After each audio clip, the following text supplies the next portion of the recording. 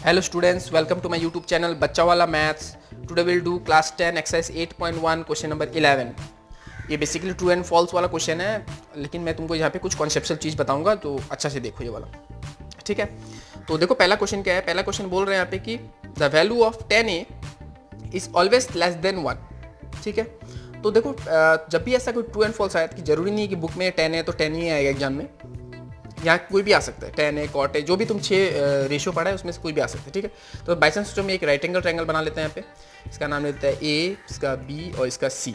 ठीक है, 10 रिलेशनशिप किसका है. देखो 10 ए दिया हुआ है. 10 क्या होता है, 10 परमानेंटली ब्लैक, यानी कि परपेंडिकुलर और बेस का रिलेशनशिप होता है. ठीक है, तो कोई भी राइट एंगल ट्रायंगल में एक चीज हमेशा नहीं, राइट एंगल ट्रायंगल है ना, तो तुम इसको भी बेस बोल सकता है, ए बी को भी बेस बोल सकता है, या तो इसको परपेंडिकुलर बोल सकते हैं, और या तो बीसी को भी बेस बोल सकता है, या तो इसको परपेंडिकुलर बोल सकते हैं. यानी कि कोई भी राइट एंगल ट्रायंगल में परपेंडिकुलर और बेस एक दूसरे से इंटरचेंज हो सकता है. तुम आइदर को परपेंडिकुलर बेस बोल सकता है डिपेंडिंग ऑन द वो कौन सा एंगल दिया हुआ है. ए रहेगा तो ये बेस हो जाएगा, ये परपेंडिकुलर हो जाएगा. सी रहेगा तो ये बेस हो जाएगा, ये परपेंडिकुलर हो जाएगा, है ना.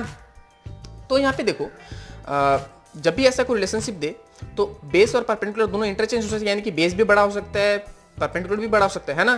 तो बेस भी बड़ा हो सकता है, परपेंडिकुलर बड़ा हो सकता है. तो हमेशा जरूरी है, अगर बेस, अगर हम सोचे कि 10 का रेशियो होता है तुम्हारा 10 परमानेंटली ब्लैक, बाई चांस हम परपेंडिकुलर को बड़ा ले लिया, सोचो कि इसको 8 ले लिया और बेस को 7 ले लिया.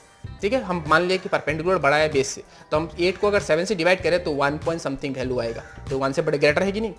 तो मेरा बोलने का ये मतलब है कि जब भी ऐसा कोई वैल्यू है कि 10 का दे दे, कॉट का भी दे दे, तो कुछ भी दे दे, तो क्योंकि 10 और कॉट ही परपेंडिकुलर और बेस का रिलेशनशिप, यानी कि बेस और परपेंडिकुलर जो भी रेशियो है ट्रिग्नोमेट्री में, ठीक है, तो वो हमेशा ये फॉल्स होगा, क्योंकि परपेंडिकुलर बड़ा हो गया तो लेस देन 1 नहीं होगा ना.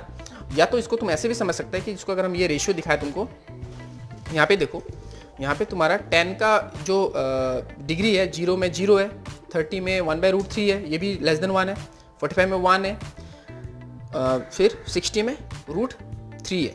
अब देखो √1 क्या होता है, 1. √2 क्या होगा, 1 पॉइंट समथिंग कुछ होगा ना, 1.2 नहीं, कुछ समथिंग होगा. √3 भी 1 पॉइंट समथिंग होगा, यानी कि 1 से ग्रेटर है ना, यानी कि 10 60 डिग्री जो है 1 से ग्रेटर है. तो ये तो ऐसे यहाँ से भी तुम समझ सकते हैं कि ये फॉल्स है. ठीक है, चलो next, let us move to the next question. Question number 2 बोला यहाँ पे कि sec है इक्वल टू 12/5. तो sec किसका रेसिप्रोकल होता है, कॉस का. तो कॉस क्या होता है, कर्ली ब्राउन हेयर, यानी कि sec का क्या होगा, sec किसका रेसिप्रोकल होता है, कॉस का. तो इसका here by hypotenuse by base होगा, और हमको पता है हमेशा हाइपोटेनस बेस से बड़ा होता है. कोई भी राइट एंगल ट्रायंगल में हाइपोटेनस हमेशा बड़ा होगा, याद रखना. बेस इसको ही मान लो या इसको मान लो, हमेशा हाइपोटेनस जो है वो बड़ा होगा ना. तो यहाँ पे देखो हाइपोटेनस पे बेस होती है, यहाँ पे 12 5 से बड़ा है कि नहीं, यानी कि ये ट्रू है. समझ में आया तुमको. ये ऐसा दूसरा क्वेश्चन भी आ सकता है, तो भी ऐसे कॉन्सेप्ट से याद रखना है कि हाइपोटेनस बड़ा है तो जो बड़ा है वो बड़ा रहना चाहिए, हाइपोटेनस हमेशा बड़ा रहना चाहिए.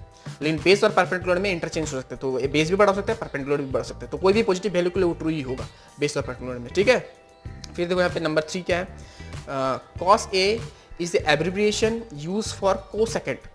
ठीक है, तो cos किसका एब्रिविएशन है, इसका फुल फॉर्म है कोसाइन. याद रखना, cos कोसाइन से आया है. ठीक है, कोसेकेंड से कोसेक आया है, याद रखना. हमको बताता है कोसेकेंड जो लिखा हुआ है, कोसेकेंड को हम लोग शॉर्टली कोसेक लिखते हैं. ठीक है, लेकिन जो कॉस से लिखा जाता है ना, कॉस वो कोसाइंस है. कोसाइंस को हम लोग शॉर्ट में क्या लिखते हैं, कॉस. तो कॉस किसका एब्रिविएशन है, कोसाइन का है. ठीक है, तो ये यहाँ पे क्या दिया हुआ है, कॉस. देखो क्वेश्चन में क्या दिया हुआ है, क्वेश्चन में दिया हुआ है कि cos A is the abbreviation use for cosecant. तो ये फॉल्स है, कोसाइन होना चाहिए था, है ना.